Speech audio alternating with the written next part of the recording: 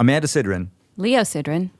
Do you know when the last time was that you joined me on an introduction to this podcast? I do not know, so I'm going to guess pre-pandemic. It was actually February of 2020. Wow. We were in Mexico. That was back in the time when we took airplanes places. When was that again? That was just a year ago, not even. We flew. Seems like longer. We went on vacation. We traveled. Oh, yeah. The world was our oyster. Oh, yeah. We were filled with optimism and gumption. So much. Speaking of memories, Amanda. Yes. I talked to drummer Eric Harland this week. I know him. What do you know about Eric Harland, Amanda? Well, I have typed his name 100,000 times, probably, because I have the good fortune of working with Dave Holland, who is a world-renowned bassist and generally all-around good guy. He often works with Eric Harland, and I've worked on a few of their releases together, so I know his name that way. I also know that in February of 2011... That's right. So that's 10 years ago. 10 years ago. Yes. We were at a Packer party at Fedora in the West Village. I was about 6 months pregnant. After that party ended, we went to the Village Vanguard to see Aaron Goldberg play, and Eric Harland was his drummer that night. That's right. I remember I didn't feel so well, and we took a taxi home, and I ended up in the hospital in preterm labor. See, the way I remember that story and the way I framed it to Eric, and so you'll have to back me up on this, corroborate the story, is that he played a solo. Yeah, so long. And so outrageous, intense. And as you know, I also play the drums. I don't in any way compare myself to Eric Harland, but I remember you looking at me and going, now that's a drum solo. Yeah. That may be true. And then that sent your body into a kind of frenzy. Convulsions. Yes. I mean, the other way to think about it is... Either that or Sol, our daughter, was just grooving so hard that she wanted to come out right now. Just let me at it. I mean, it speaks highly of our daughter, really, that she heard that trio and she heard Eric Harland play that solo and she said, I'm ready. If that's what it means to be on the planet, I'm ready. Get me out of here. Get me out of here. Fortunately, we talked her into sticking around for a little bit longer. And then she wouldn't leave. Eventually, she left. And she's been in jazz clubs ever since. That's right. So what you say is true. We had an experience that was in some ways, I don't know, activated by Eric and his ferociousness. This might seem incredible, but I wanted to see if there was any document of Eric Harland playing at the Vanguard that week that we saw him with Aaron Goldberg. And I looked online, and believe it or not, the night that we were there, it was broadcast on NPR. So incredibly, I have in my possession a recording of the solo that sent you into the hospital.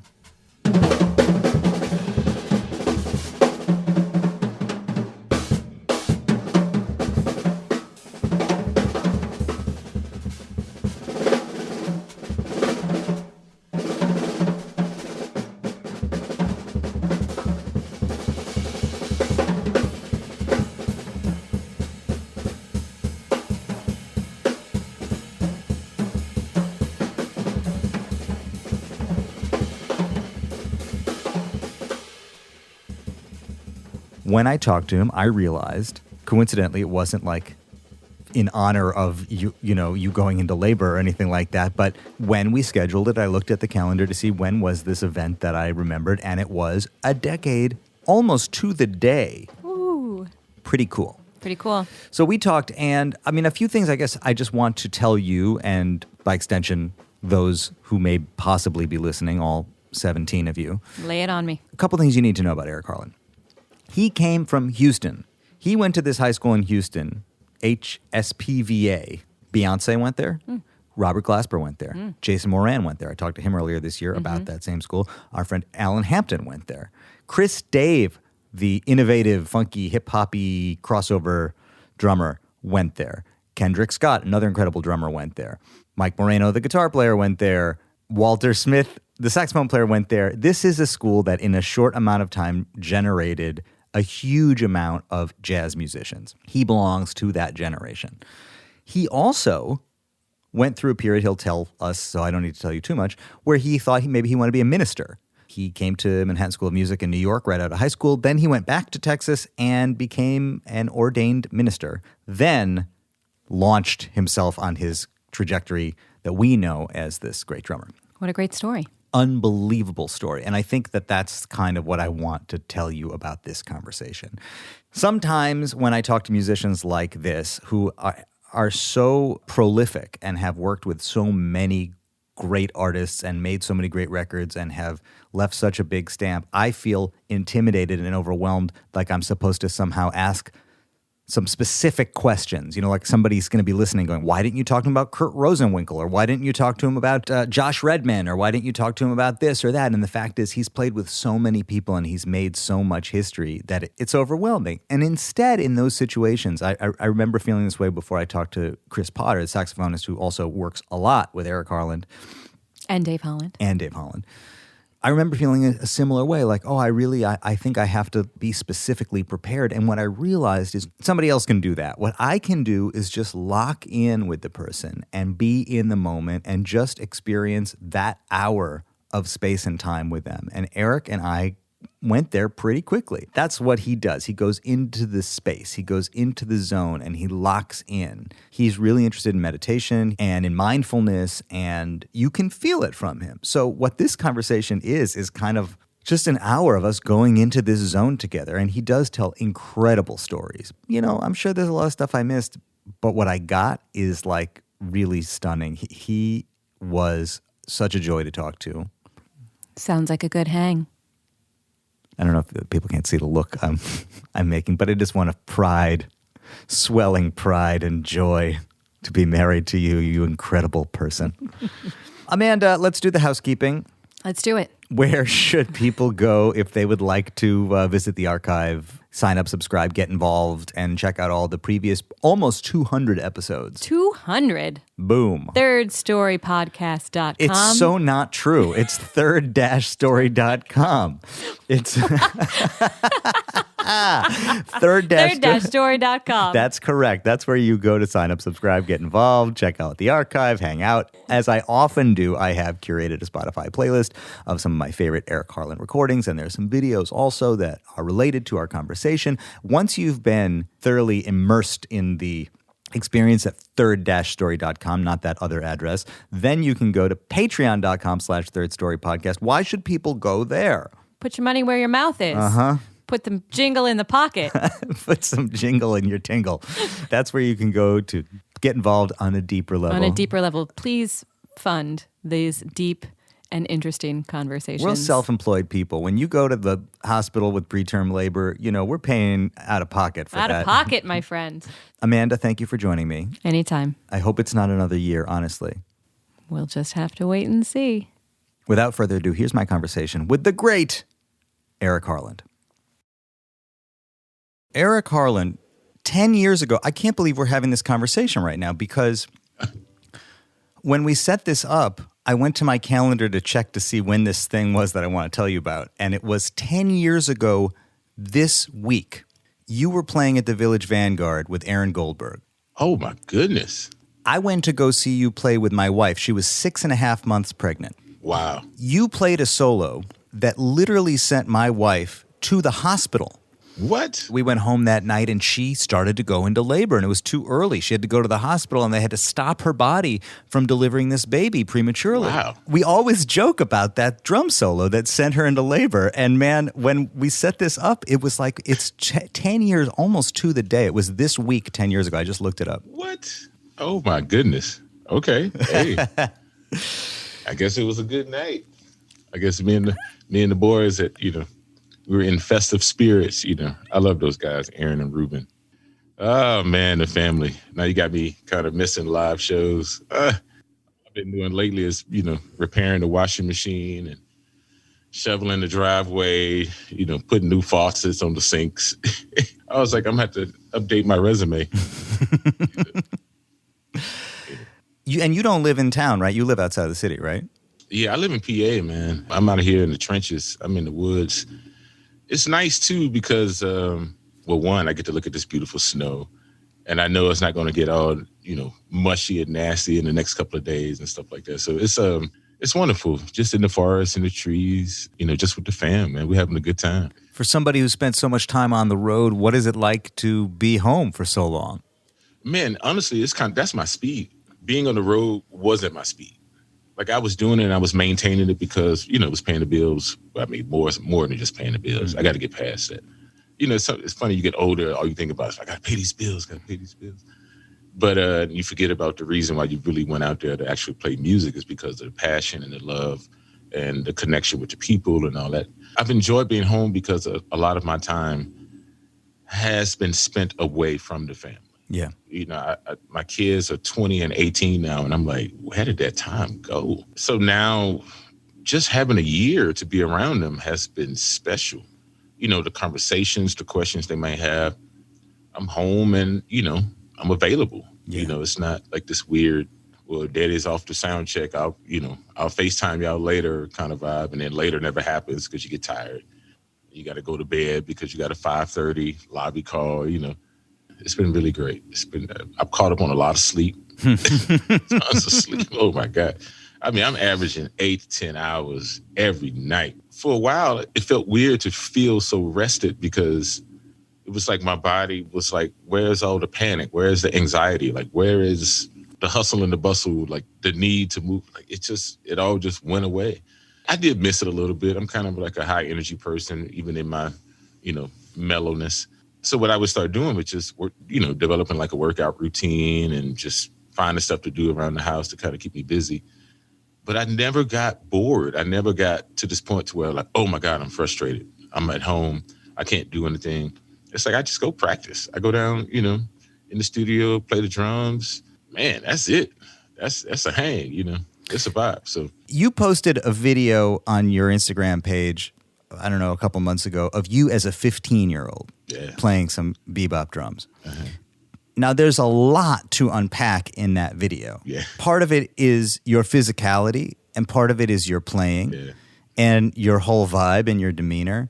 I mean, if you're 15 years old in that video, let's just start there. Uh-huh. You were on the path, deep on the path already. Wow. Okay. But that's just undeniable. There's no question about that. Also, you were physically much, much larger. I mean, hundreds of pounds heavier than you are today. Yeah, I was 400 pounds, man. Yeah, I definitely got to 400 pounds, if not over. I used to be like a 58 in the waist. Imagine that. I could only shop at this store called Casual Male, Big and Tall, I used to hate going in there because I knew it was just like, man, just lose the weight, bro. Just lose the weight. You're just being lazy. But it was like, Southern cooking. Man, my grandma and my dad and my mom, they were all great cooks. Mm-hmm. And we loved to eat, and they loved to eat. It's just, I just ate so much more. I would just wake up in the morning, eat like this big old Tupperware bowl of cereal. Then on my way to school, I would stop at McDonald's and get like 2 sausage and biscuits and hash browns, jumbo orange juice, whatever. Then I get to school, get an apple pie, be like, cool, that was breakfast. And then, lunch, same thing, chicken tenders and tater tots. And then that would finally carry me through school. Then, school was over, 2:30, 3 o'clock. On my way home, I was like, man, I might have to hit that McDonald's again. It looked like they calling me, those golden arches, talking to me. So, man, I would literally stop. Knowing that I was going home to have dinner, I would stop again and get and if they had that 2 Big Mac, large fried meal, easy. And then I'd be ready for dinner, whatever that was, eat that. And then my dad was notorious for having like a big old bowl of ice cream every night. And so that just became my habit. And so before I knew it, man, I was like 400 pounds. And then plus being with my mom, we was heavy into the church. And anybody that understands like non-denominational churches or, very evangelical type of churches is that it's not just on Sunday. You probably got 3 services on Sunday. And then you got choir rehearsal probably on Wednesday, maybe Thursday, something on the weekend, Bible study.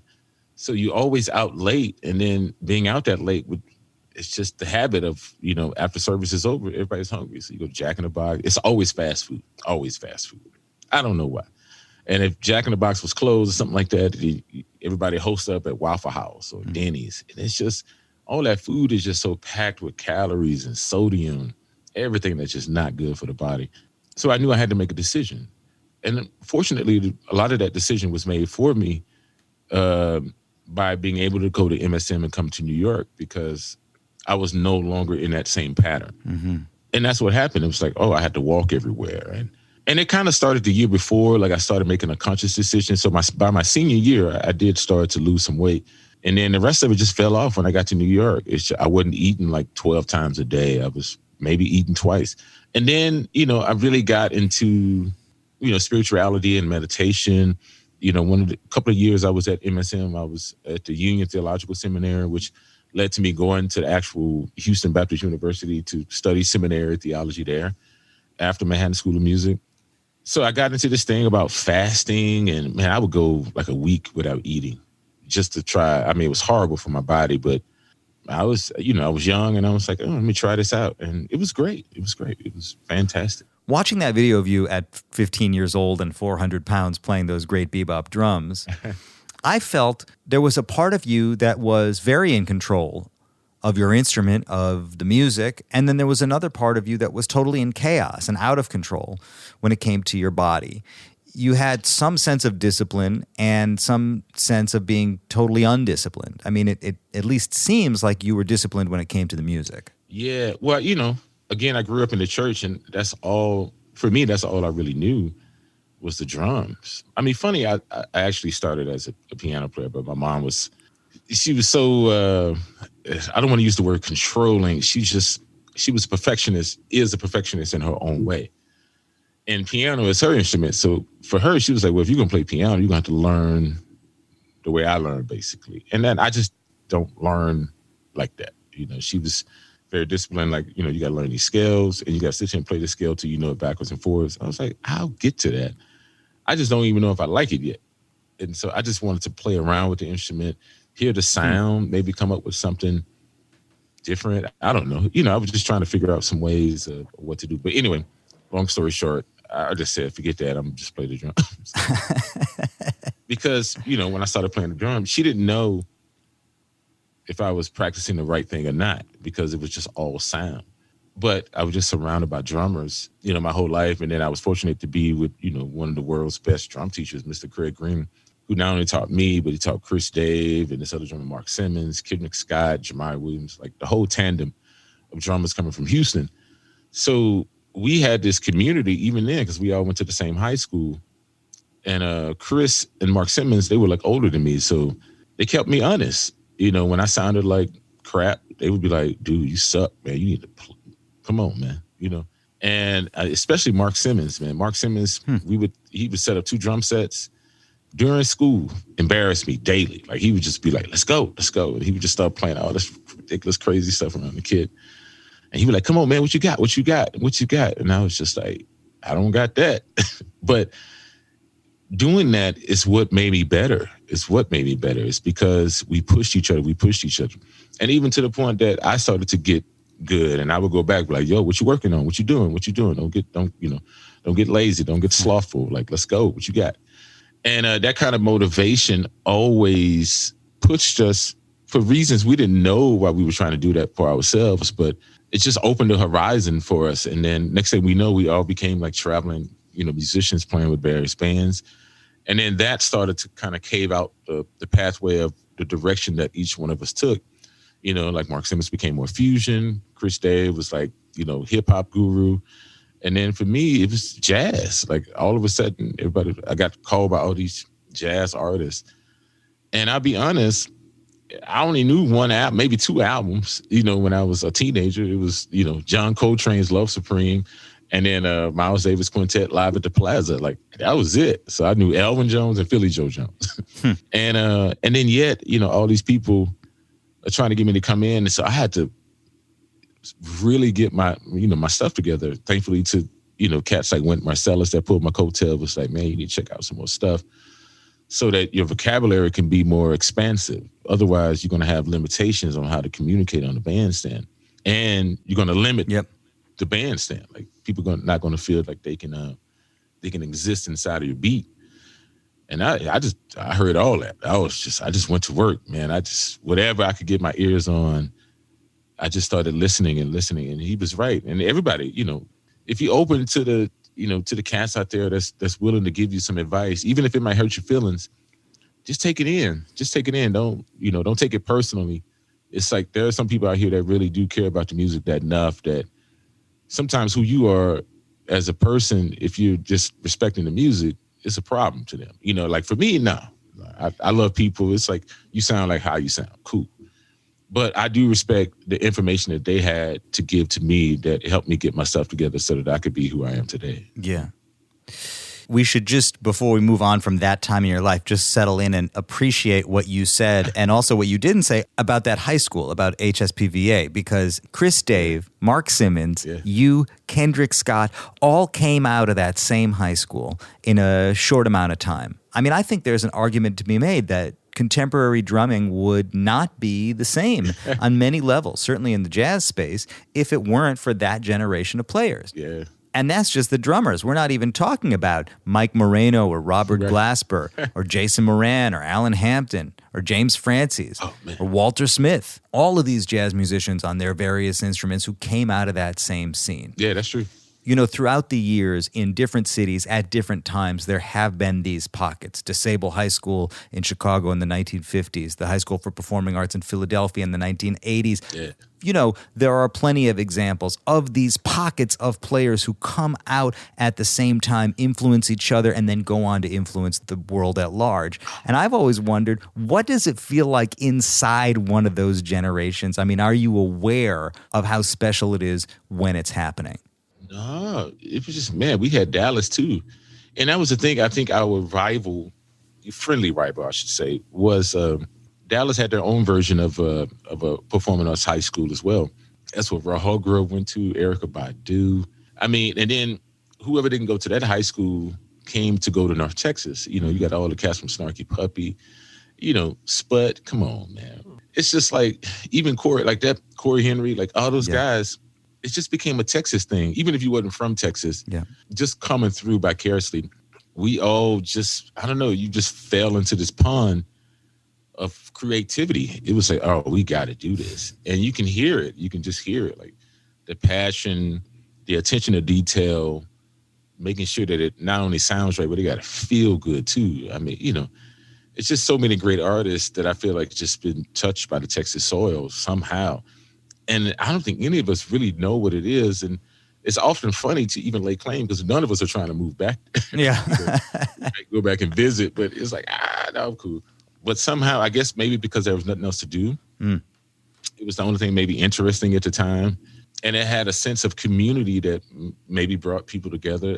That would be a good question if we can line all these people up and just have a panel discussion of like, what in the world is happening?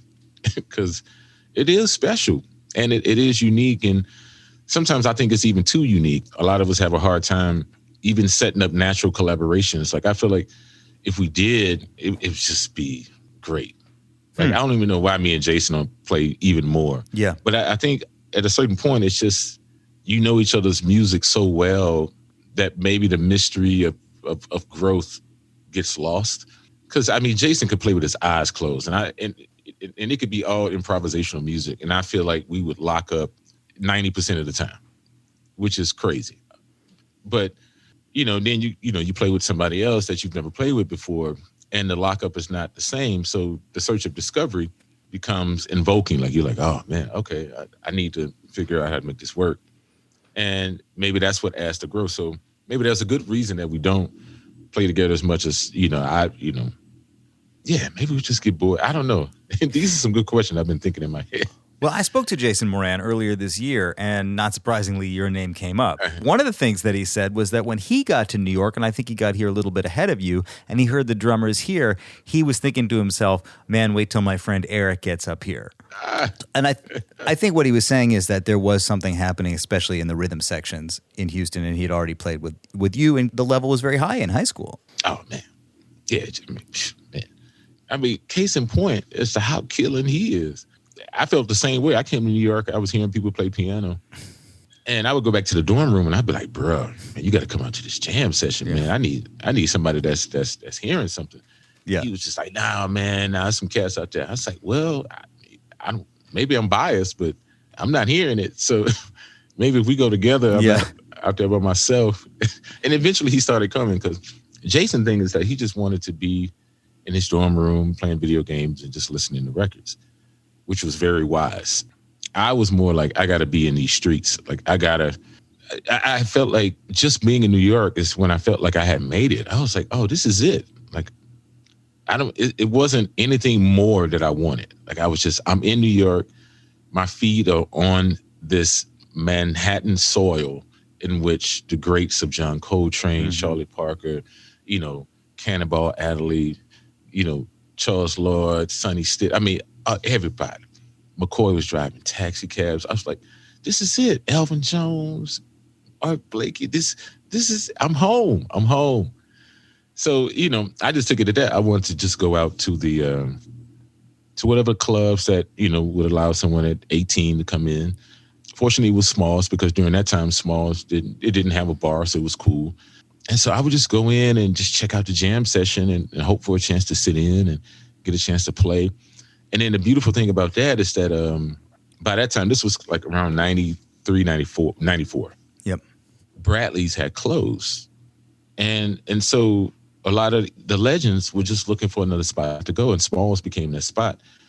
And so any given night, you just be down there hanging, listening to music, and Michael Brecker will walk in, Wynton will walk in, Branford will walk in if he was in town. Who was in town would just made their way down there. And so that was your first opportunity to kind of rub shoulders with those guys and maybe get some questions answered or not, get vibed. I don't know. All of it was good stuff to me. I was like, whatever you got, I'll take it. Cool, let's go. But then the Zinc Bar opened up. That was another gift because, Jeff Tain Watts just had a whole Monday residency there. You remember that? I used to make believe I was on the payphone in the back just so I could look at him from behind the kid. I was like, because he won't give me no lesson. So I just got to watch him every Monday, and I was like, that was it, man. That was blessings, man. Blessings. We take that for granted, but that was good times right there, man. Yeah. And after that first period in New York, you went back to Texas to seminary. Yeah, I went back to Texas Seminary. Yeah, because I just got bored. MSM wasn't what I thought it was. Jason was right. We learned way more in high school than we did at the college. And then my mom was just afraid of me being in New York. She just thought I was getting in trouble. Maybe, but, I'm 18. I'm supposed to get in some trouble. I'm supposed to find something, trying to discover some life, right? Yeah. So she was just blowing up my phone way too much, wondering where I was, what I was doing, making sure that I wasn't, doing something bad. She was just scared. And I was like, you know what? Let me just go home for a year. Music school is not what I thought it was. And let me immerse myself in the church. Maybe that'll help her feel better. And that's what I did. It's funny. It's like I did it to make her feel better, but then I ended up learning from it so much that I became like an ordained minister. And then I went celibate for like 2.5 years. I didn't do nothing. I didn't really do anything anyway in college and stuff. I was too afraid that my mom was... Find out, burst out of the closet, come out from under the bed. Man, just like, it's probably safe to say. We both, smoked some weed or something. The first time I smoked weed in college, I got so high that I didn't know what to expect. And so my body went, I thought my body went paralyzed. Wow. And so I started, I laid on the bed and I felt like I couldn't get up. And I was supposed to meet a friend of mine. We were supposed to go practice. And I couldn't get out of the bed. And all I kept thinking was, oh, I messed up, man. My mom's going to kill me. Oh my God, I've destroyed my whole life already. See, this is why they say don't do drugs. But of course, that passed. Like it was just, I don't know, whatever that was, it just knocked me out. And then, then it was cool. Then I woke up and I was like, all right, cool. But that was enough for me. I was like, all right, I'm cool on that. Because I recognized that I didn't want to bring shame to my mom. I did want to experience life and I wanted to have fun, but yeah, the fear of just messing up, man, was just a little bit too much. Like not for me, I just didn't feel like my mom could take it. I just felt like she just needed her boys to do right. And so, I found my little angles in which to have a good time, social gatherings, like, we do our thing. But outside of that, man, I really just just tried to chill and just be available. But I guess long story short, I got bored, and I was like, let me just go back to Houston. And so, I went to theology school and learned about the Lord, learned about Jesus. And I was like, man, that's a beautiful story. It really kind of took me over. And then so I started preaching the gospel. That became a whole other thing, because then people that knew me in college was like, yo, who was this cat? Like, you were like the hanger, like we would hang and kick it. But I was like, yeah, I don't really see much difference. It's just, I just believe in this dude, Jesus, or this, whatever. And little did I know that was just going to continue on and take me down so many different paths, because there were things about that I found, okay, religion is its own thing. I know a lot of people probably don't want to hear this, but spirituality really awoken in me. And then it wasn't just about Jesus. It became about Jesus and Buddha and, all the seekers of so-called truth. If there is a truth, I mean, who knows? Like, it's so open and it's so beautiful that, nothingness is not a bad thing. It's just being available is a wonderful thing. And just being out here is so beautiful. I mean, that's it. Oh my goodness. Oh, man. You get me in my vulnerable, man. These are my private thoughts. Well, thank you for sharing them with me. I really feel very lucky to hear them. There's a video on YouTube of you playing a concert at Skidmore College with your Voyager project from about 5 years ago. And you opened the set, you leaned into the microphone from behind the kit with this deep voice of yours and just told the audience to quiet their mind, empty your mind, whatever it was. It was this encouragement for everybody to embrace a little bit of emptiness and a little bit of quiet. And also to sort of get synchronized on this wavelength so that when you took your time in developing it, they were all sympathetically vibrating to that thing. And it was very related to my experiences of meditation. Relax your mind. That's all. Relax your mind.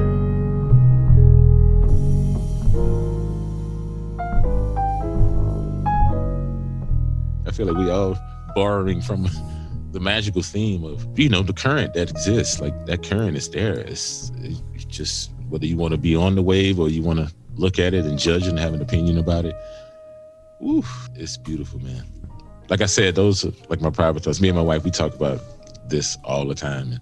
And I don't dare even share it with people because it really doesn't matter. It's more important for people to live their life, because that's a whole experience in itself. And I get a chance to listen to their experience and their interpretation of what that is. And if the moment ever feels right, because I don't have all the answers. I'm still a student trying to understand.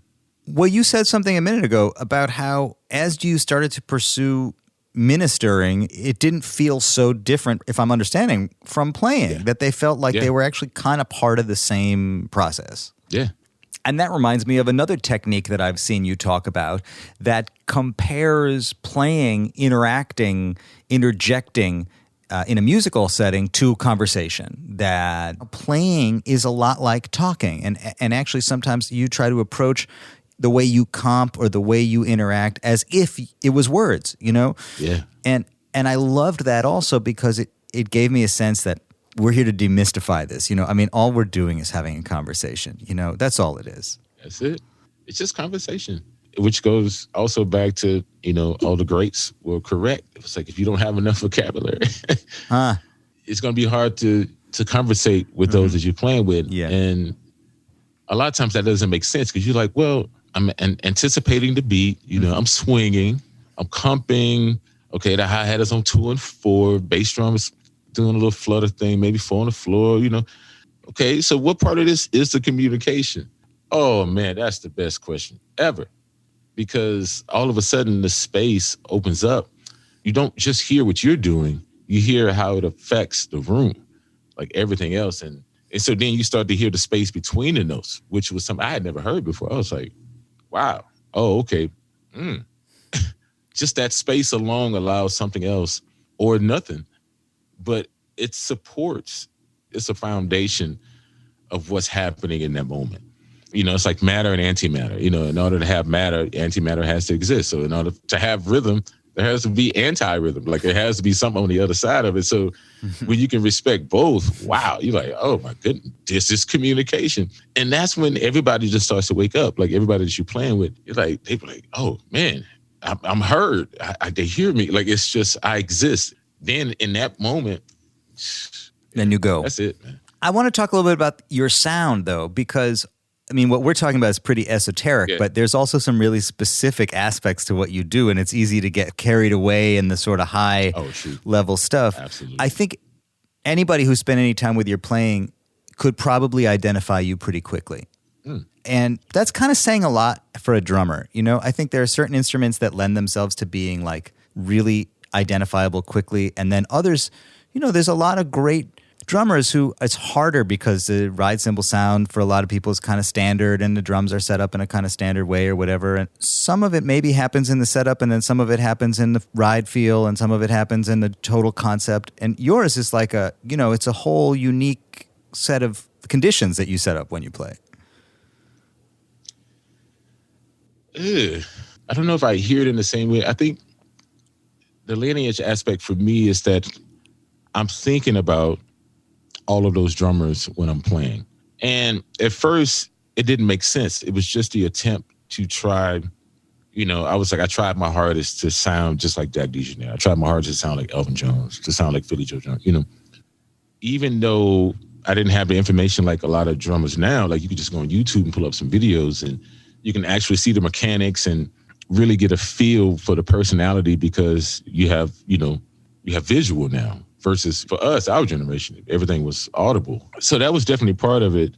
And then outside of that, I think the strongest foundation really came from spending as much time as possible with the drum kit. Like that's the not so ethereal side of it. It's like, it's like basic math. 2 + 2 = 4, meaning me plus this drum kit and a lot of practicing is going to end up somewhere. Like, and it's up to me how much time I dedicate to it. Even if, and I tell students this, it doesn't really matter per se what you practice right off the bat. It's just developing a relationship.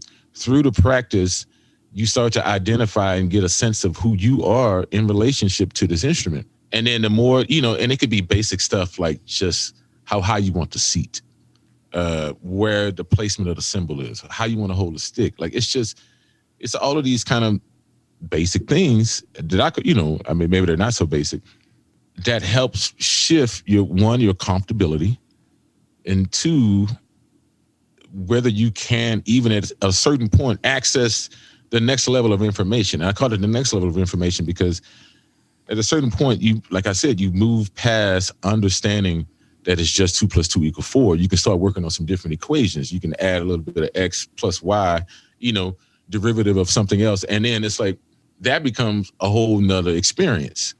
And so, but if you don't have the relationship with the instrument, sometimes people were like, what is it that you would do? Man, I would just do the most monotonous, basic things all the time, which would mean like I would sit there and practice synchronicity because that was another thing. I was like, guess what? I will not be able to communicate with anybody else on the bandstand if my own limbs can't communicate with each other. If my left hand and my right hand is struggling, they're like, I don't know what that's doing over there. That's just all on me. Like I have to understand the whole thing together. It's like this one vessel. So I would practice synchronicity based on tempos, meaning that they all had to move together. And I could feel like, okay, my right hand was stronger. Like it was almost like, come on, left hand, wake up. Let's go. We, this is elementary. We can, but it wasn't elementary to my left hand. My left hand was like, out, you always on that ride some. I'm just kind of over here chilling. And the same difference between the left foot and the right foot, which was interesting to me because my left foot was actually stronger. My right foot was more articulate, but my left foot was stronger because the left foot had to be the support anchor doing the hi-hat. And so I had to teach one another. I would say, okay, we're going to do these exercises. So right foot, today you're going to play hi-hat and feel what that feels like to try to support the rest of the drum kit. Feels horrible. Feels weird. Feel like a beginner you can't play. But that's what you're supposed to feel like so that everything comes together. And then at a certain point, it's just all accessible. And when it's accessible, just by doing those things, then you can move into then you can shift. It's like, okay, no matter what song, no matter what tempo, no matter what meter we're playing in, my body is one. It will all adjust. There's no lockdown. There's no like, oh, I'm locked. Drummers get that, what I call the lock, because you get locked into playing the pattern. Everybody's playing on top of your pattern. So you get panicked. You're like, well, I can't leave this pattern because I feel like everything's going to fall apart. It's like, no, it's not.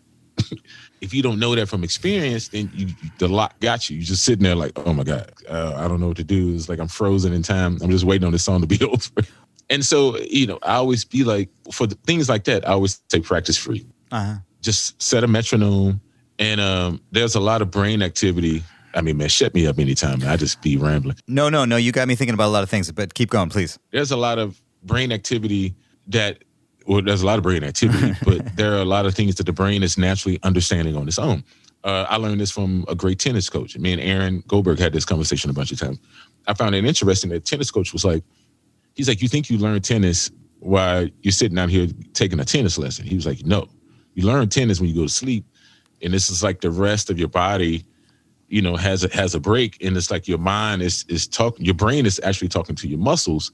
And they're trying to work it out because it's like, obviously this person is trying to achieve something and they can't feel the rhythm or the timing in which something is supposed to happen. It's like, it's just off. So that's why it's enough to introduce a concept to someone and then the brain is going to take care of the rest. And then the next time, if you just keep introducing it, you just get better and better at it. It's just that. To get drummers not to fall into this lock, I was like, just practice free. Yeah. Because if you understand freedom, then you will never get stuck in time. Like you know that there's space somewhere else. You just gotta, you gotta get it where your brain and your muscles don't freak out about it. And it's like your brain is telling your muscles like, oh yeah, you're limber. It's like, oh, cool. And so you relax into, the next pulse and you start to hear the pulse instead of just things being like dictated time, so to say. Well, there's this idea that like drummers have time, right? And in order to have the time, that you need to be playing the time. Mm-hmm. I think the scariest thing is, as a drummer, once you stop playing the time, right, then it's really a question of, is that time still in you? Are you still able to feel that pulse and communicate that pulse to the rest of the band if you're not the one who's playing every quarter note? Man, look, I look at it like this. Everybody's hearing the time. They're just hearing who's in the time and who's not. So that becomes the argument on the stage. It's just like, dude, I don't think you're listening. And that's the funny thing. You like, of course I'm listening. It's like, nah, man, because the pulse, like, everybody's in this car. Yep. You're over here. You're like walking over here somewhere. Yep. And that's cool. We just thought maybe in the band meeting we would bring it up. Like, you might want to get in the car with us since we're all going to the same place. Trying to play this tune. That's the thing. Like time, it's a joint effort. It's a joint effort. It's a everybody at once feeling, which I think is something so brilliant. You want to talk about synergy and alliance and friendship and brotherhood, sisterhood on a level. I mean, just do a documentary on people getting in a band and having to play time together. I mean, so much shows up in there, so much judgment, so much blame. But then you get to these points of surrender and ecstasy because, something wonderful happened because you actually went on this journey together. Like, it's so revealing and so fulfilling on so many levels. Most of my arguments have been within bands. Yeah. For all those various reasons, it's because something there is so special that it deserves to be communicated. It deserves to be talked about. It deserves to be experienced. And, again, that's just gratitude, grateful. Yeah. All the GOATs out there, Terrence Blanchard, Greg Eigsti, Joe Henderson, Betty Carter. I was talking to my wife last night about Betty Carter. So she was the one that really brought me back to New York. Greg Eigsti was probably the first one that hit me up after going to seminary school. And he was like, man, I got this tour. I've been looking for you. I don't know where you went. And I was like, man, I came back home. I'm in Houston. He was like, okay, you want to go to Europe? Yeah. I was like, oh, well, okay. Cool. It was so weird too, man. Trying to go to Europe and be a jazz musician, but you're a minister, you're celibate, you don't drink, you don't smoke, you don't do nothing. Everybody was just looking at me like, who are you? Were you also evangelizing? Were you trying to spread the gospel? Was that part of your thinking when you went over there? No. Betty Carter hit me to that. It was funny. Like, she had these great stories about Mark Carey and Greg Hutchinson. Like, they first became like devout, Islamic, and, they was going around trying to hip everybody to the Quran and stuff. That was the real aspect about being around Betty Carter. I don't know what made her do this, but all of a sudden she wanted me in her band. And so she was like, look, come live with me. And I was like, oh well, now I don't know about that. That's kind of, she was like, I don't mean like that, boy. And she was like, I have this ground floor apartment, that used to belong to my son. And you're welcome to stay there as long as you're playing in my band. And I was like, oh, so, cool. And that's what encouraged me to move back to New York. And this was probably around about 97. And man, we would just have these talks on because, she lived in a brownstone. So she had like the top 3 floors. And then there were stairs, in the front of the brownstone. Yeah. New York. This is for people who don't know brownstone in New York. Yep. There's these stairs. One that goes up and then one that takes you to the ground floor apartment. And so we would meet on the stoop and then we would just talk. Man, she had these stories about everybody back in the day and even everybody current. Like she was always listening to musicians, just checking out and seeing where their headspace was. And she always gave the most practical, understandable analysis. I was like, she's a guru. She's a sage. Like she just got it. She understood it. And if you was around Betty Carter, you were going to understand. Like she knew how to interplay inside of you and just to kind of get you to do the magic. One time we was playing a ballad, right? This is a good one for drummers. Drummers, a lot of drummers don't know how to play ballad. I didn't either. Betty broke it down very simple. She looked at me, she said, would you want to hear an air condition just go on and on and on and on forever? And I was just like, of course not. She was just like, then stop doing that with the brushes. And then I was like, oh, snap. You're not supposed to just be like, shh. Just going in circles. Like, yeah, I'm playing a ballad. I'm playing soft. Shh. She was like, dude, listen. And I was like, oh, okay. So, make a little sweep. Shh. And then you hear that silence. And then, man, it just wakes up the tune. And then you choose when you go back into it. It's like, ooh, right here. Oh, maybe just a little hi-hat. Soft. Or maybe loud, or maybe sticks. It's just magic. And all she had to say was, do you want to hear an air condition? It's just logic. It's just simple logic. And she also hipped you to the idea of not taking too much of the seminary mentality with you. Absolutely. Socially in the band. She was like, that was the funny part, because when Greg and Mark Carey went Islamic, there were certain things they couldn't eat.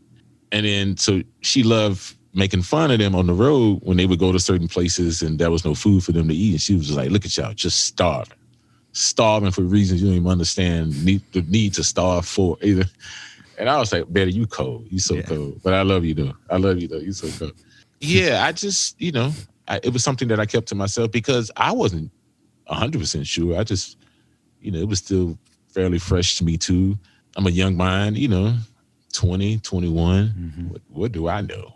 It's hard to explain. Like she was just one of those people you had to be around. Like she loved letting me drive. Like some of the tours, like, she was like, all right, you driving us to the airport. And I was like, okay. And I remember we would just be in a car and then she would just go, And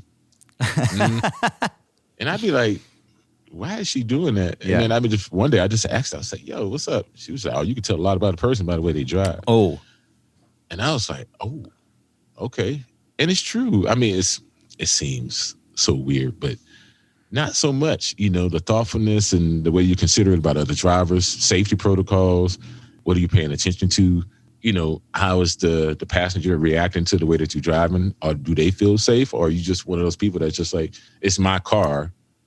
I drive how I drive and good luck, because those are the kind of things that show up on the bandstand. It's just like, oh, you're a compassionate enough individual musically that every song is not about you. And are you sensitive enough to hear that someone else may have somewhere they need to go? You need to just move out of the way. It's just all these different components. And even maybe I'm making it too deep, but it felt that deep to me that, she was aware of just these core things using just basic everyday awareness. It didn't take rocket science to try to figure it out. She was just like, I see some things that might get in your way.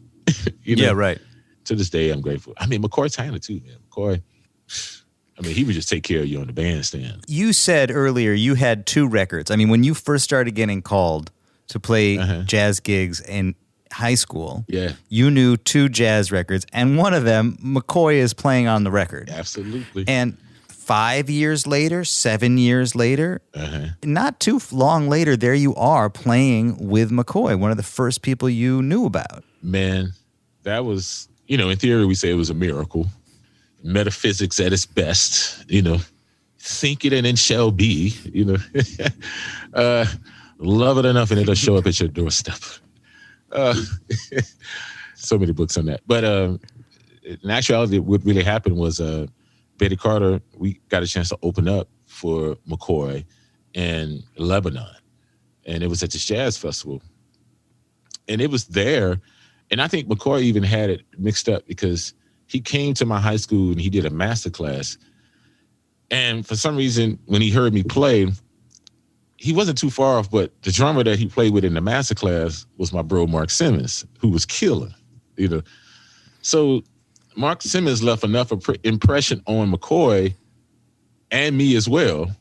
Of course, I started sounding like my bro, that when McCoy heard me with Betty, he was like, man, was you there, bro? You remember at the high school, And I was like, I think that was my homie, but, But I'm here.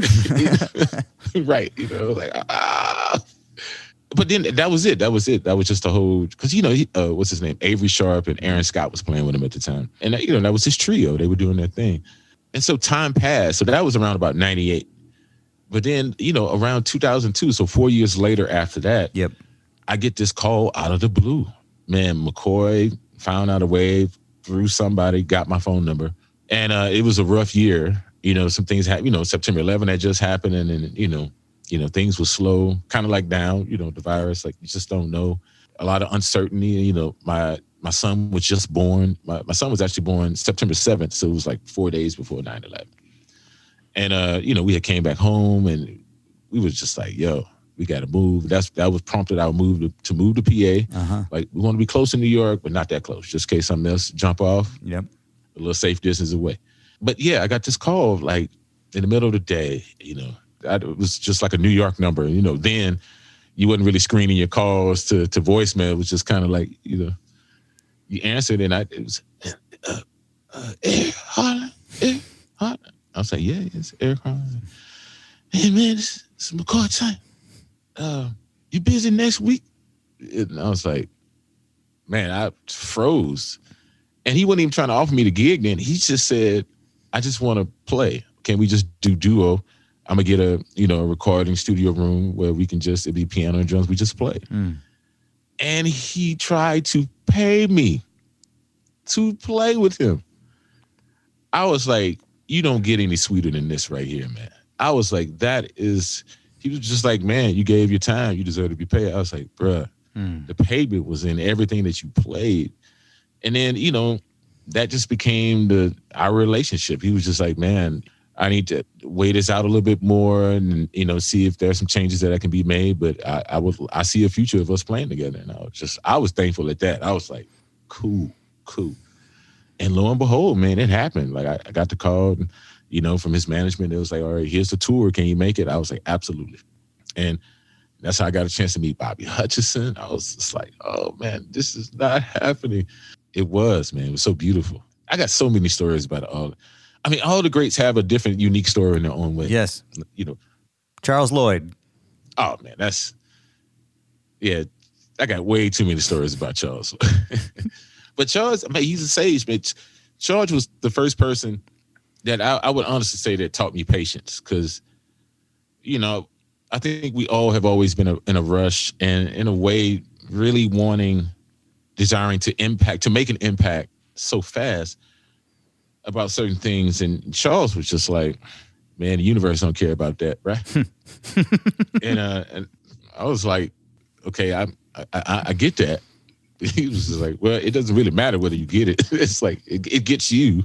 It's like, I was like, oh man, just slowed my whole world all the way down. And in a way, it brought me back to myself, or brought me back to the self, to the thing, and it really worked just being able to be around him on a constant basis because it's not what you think. Like he allows himself to go on these Terrence and stuff like that. Like Like he'll become uneasy about something, and then he really goes into the uneasiness about it.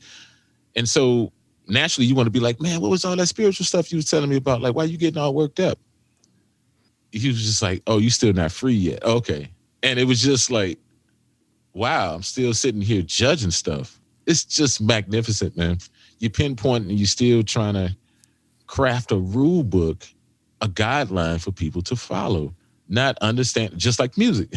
It happens. There's no book. I mean, there are books, but there's no guideline to really follow if you're trying to be in the moment, truly in the moment with the music. And the same thing with people. You're trying to be truly in the moment with people. Energies arise and you have to be there. And then you decide how to support, where to be, where to exist within that moment, not just go like, man, you made a mistake. He was just like, no, it's up to me to pretty much say if I made the mistake, because it's something I have to live with. Why are you putting on that on as your backpack? Why are you not going to live with that? And now, why are you going to make that like, your next chapter of response or something to prove? That's a waste of time. Well, I think at the heart of all of this conversation about whether or not it's about how you play or what you say or how you are, how you act, how you drive, whatever. Right. What I hear embedded, wrapped up in all of it is expectation. Yes. And freeing yourself of any expectation. Absolutely. Because you can't be present if you're expecting some specific outcome. Absolutely. Absolutely. That's it. That's a wrap. You just did it. That was it. Boom. Man, I know our time is limited now, and I never do this, but I'm just going to throw some names and ideas at you. I just want to hear your response to them, because that seems to be going well. That seems to be working.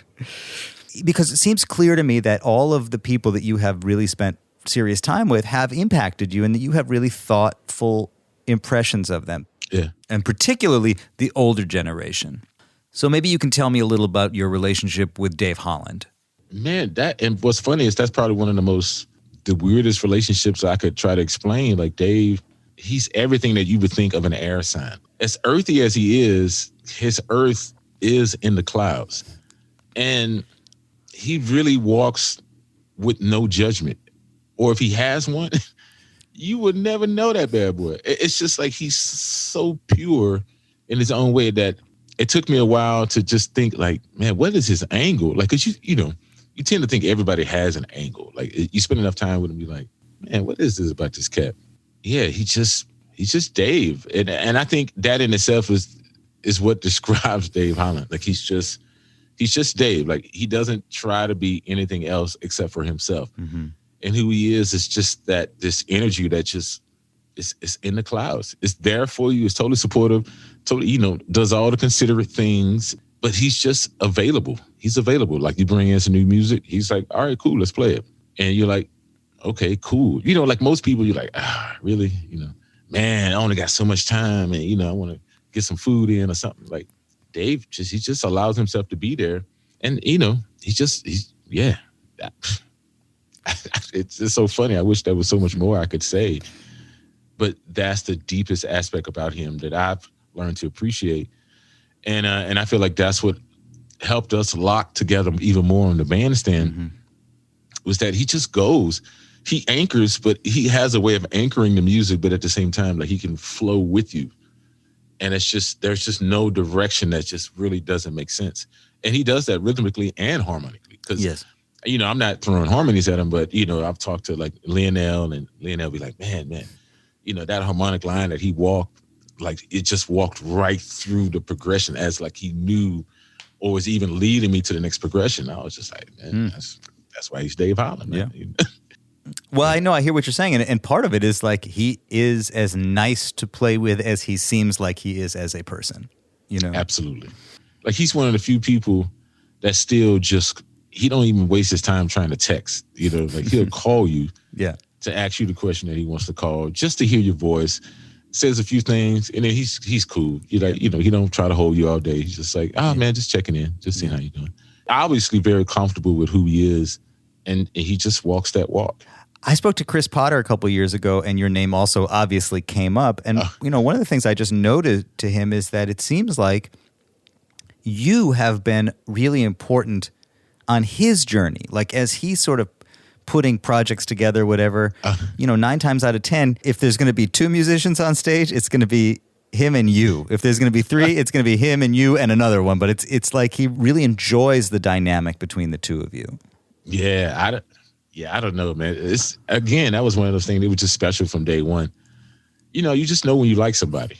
You know, musically, non-musically. You know, even when we kind of, you know, when it seems like we disagree, we don't even disagree. I don't know. That's one of those things you can't explain. It's just somebody you just become like a true brotherhood with. You know, it becomes more than just a friendship where it's like, you know, you see him occasionally or whatever. Like, we actually like one another, you know, and I think sometimes that's hard to find. Like, there are a lot of people that you tend, and I'm just honest opinion, there are people that you just can tolerate. You're like, I wouldn't want to spend all my time around this person. You know, I barely want to spend all my time around anybody. Hey, man, I don't even want to spend all my time around myself. Hey, there we go. So, you know, yeah, I don't know how that transpired or what happened, but it was just, we just really, really became cool. And I think they always say it's very important, the people that you tour with, because that's what ends up happening. You spend a lot of time on the road, and then you start to share your interests, tunes that you've been checking out. And, you know, he's seen me at a lot of my vulnerable stages, you know, because we fly a lot, we're away from family. And sometimes you just have one of them emotional days where you've been on the road too long, and lo and behold, you're in the plane. You know, and that low oxygen, it makes that movie just a little bit more emotional. And then you're sitting back there with a couple of tears going down. And you're trying to be like, nah, man, I'm cool. You know. And then, you know, you just start having those, you know, very impactful discussions with one another. And it's just to the point to where there's nothing to hold back from each other. And then that starts to happen on the bandstand. So maybe it's that. Like, I feel like with Chris, I could get on stage and literally play anything, and it just wouldn't bother him. Like, he would just be like, oh, he's doing that thing today. And I feel the same thing about him. It's like, I'm like, play whatever, dude. Like, there's nothing you can play that would make me go like, he doing that thing. You know? And I think that sense of openness that we have with each other just makes it fun. Like, the burden of there's something I have to do is just not there. And so I definitely appreciate him for that. Yeah. And the fact that he still calls me. It's like, man, he could call anybody. He's such a bad dude. Like, I'm like, dude, you know how many cats want to play with you right now? It's drummers you ain't even heard of. Killer. They just waiting. Well, don't tell them who they are, man. You know. I know. Now, I be trying to hook them. Man, I've suggested so many drummers just because I want, like, one of my favorites. I still want to hear them play. I don't know how that would come out, but that drummer, Mike Mitchell, I love that dude. He's a beast. I would just like to hear them just go at it. Like, I feel like the molecules in that room just explode somehow. You know, me and Chris, we find our way. I mean, he's such a good dude, man. He's just genuinely good person that's honestly always trying to do the right thing. And I respect that. I totally respect that. So, okay, now I'm just going to revert to hearsay, things that I think may be part of your kind of bag of tricks. Okay. One thing that has emerged among a certain subset of jazz musicians is a kind of obsession with natural wine. Oh. And I have heard that you have a little bit of a wine thing. I love wine. Man, if I wasn't a musician, I wanted to be a sommelier. So, you know, kind of early on, and again, it was Betty that really got me into it. Like, she kept trying to give me red wine on the road. I was like, Betty, I don't drink. She was like, drink it. And I was just like, okay, I was tasted. And so, you know, I started tasting here and there. And I was like, wow, I like this. Because I was trying to find something to move away. Like, you know, throughout my dietary needs, I started giving up a lot of things. Like, I just gave up sugar. Yeah. So I stopped eating desserts just like entirely. Like, I haven't had a dessert in probably like 15 years. I gave up soda water, you know, just all these high fructose, corn syrup, all that stuff. I was just like, I don't want any of that in my body. So I just started giving all that up. So I just started drinking sparkling water and natural juices. But then natural juices, too, we have a lot of sugar, too. So I was like, man, it'd be nice to have something like if I'm having dinner or lunch or whatever, you know, just with a little vibe. Wine became that thing. The more I learned about it and how wine was like this pretty much like ever-growing beverage, right? You know, it's like there's still bacteria in it that causes it to age. So, you know, when it becomes oxidized, you know, when it's open, it's like the character of the wines continues to evolve, continues to develop and all this kind of stuff. And so people really get to the natural wine thing because it doesn't have the pesticides and all that kind of stuff in it. Because for a lot of people, the pesticides is what causes them to get headaches and all this kind of stuff. But no, I'm not super into like the wine doesn't have to be natural wine for me. Like I think that's another, fad, just kind of like yoga. Like I love yoga, but it doesn't have to be like yoga. Just yoga. It's like you're stretching. It's cool. You're meditating. Boom, that is. It don't have to be like yoga.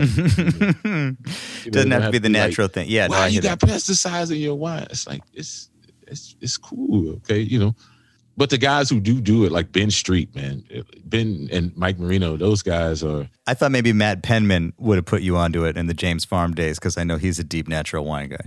Man, that's what I'm saying. Back in the day, I don't think any of us were like really pushing it that much. I think it's one of those things that has become more popular since we've gotten older, and just a little bit more time on your hands. So you're like, oh, let me try some natural wine.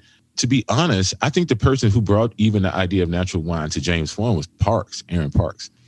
Because I remember he would show up to some of the gigs. He was like, man, I found this natural wine store. We should try this out. And I was like, wow. He was also the first person that turned me on to like orange wine, which is like wine from the country, Georgia. They, it's like a white wine, but they allow the grape skins to also age with the actual wine. So it changes the color, makes it orange. And just kind of gives it a more minerally deeper taste. I was like, wow, this is great. It's great. It's great. Yeah, the community is strong, man. The community is strong. I've never been into like hard alcohol. I mean, I've never been into alcohol that much, but wine was something that I felt like I could get into. And because I had a bad thing in college, man. Like I didn't know you wasn't supposed to drink the whole bottle of rum. It's just like it tasted good. It felt good. So I just kept going. And I was just like, And the next morning, man, I just felt so horrible, dude. I felt so bad. I would say anything that makes me feel this bad the next day, I don't need that. I just don't need it. And so I hadn't really been drinking it. So it was easy to just let go. Like I was like, I just won't do that. But wine was definitely something. Oh man, my favorite is George Mraz, bass player. That dude loves some wine. He was the one that turned me on to him and Jackie Terrence, and they turned me on to like Bordeaux. Mm. And then going on the road with Jackie Terrence, and we was always doing shows at these, chateaus. And that was some of the most complex wine I had tasted then. And so, you just develop a palate over the years. You develop a palate. You start to, now I can categorize, New Zealand Pinot Noir is different from California Pinot Noir. Or if the grapes were from, maybe France, but they grew them in California because they wanted the soil and the climate and all that kind of stuff. And those were the fun games we started having on the road, especially like that was like me and some Matt Penman stuff. Like, yo, all right, I got one for you. I don't think you can get this one either. But of course, Matt would always get it. Like his knowledge of wines is so far superior. And people think I know a lot, but I'm like, nah, that dude. Sometimes I think I should start a second podcast and it's just jazz musicians talking about wine. Like that's the whole thing. Just get your wine recommendations from jazz musicians. That would be great. I talked to Bill Stewart years ago, and he's deep into wine also. And after the interview was over, I asked him about it. And he told me that he got into the wine he's into after having gone all over the world and tried all these different wines from all different regions and feeling like they all kind of tasted the same. He said they tasted like they all went to the Berkeley School of Winemaking. And that's when he started thinking about the individual character of the wine, looking for the unique identity of the wine. Sometimes I think maybe the reason jazz musicians appreciate it is because they appreciate one another's individuality in the spirit of being unique and being yourself. And that's what you want your wine to do, is just be itself, whatever it is. Yes, absolutely. Wow, I like how you put that together. That is true, yeah. Yeah, you can appreciate what's special about it. And unique, because in theory, you want to be able to appreciate that aspect of yourself. Right, exactly. You try to find it every corner of the world, including what you drink. Absolutely. Eric Harland, thank you for putting all that together today and for taking this time. Thank you, man. I knew this was going to be a blast. Thanks, Leo. Be well. Thanks, man. Bye-bye. All right, bye. There he was, Amanda. There he was. Eric Harland. What a hang. What a hang. Good hang, right? Great hang. I'll be back again before you know it with another deep dive. Until then. Talk to you soon.